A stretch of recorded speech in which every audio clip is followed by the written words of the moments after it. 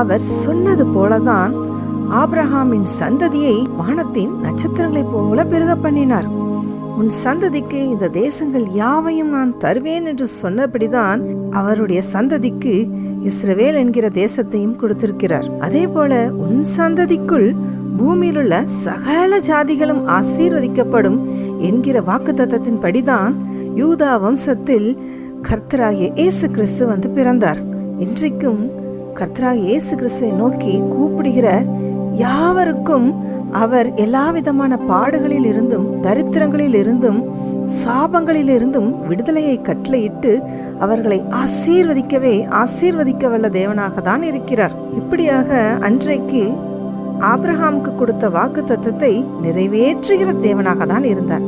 அப்பேற்பட்ட கர்த்தராகிய இயேசு கிறிஸ்து உங்களை பார்த்துதான் சொல்லுகிறார், இன்று முதல் உங்களையும் நான் ஆசீர்வதிப்பேன், பெருக செய்வேன்.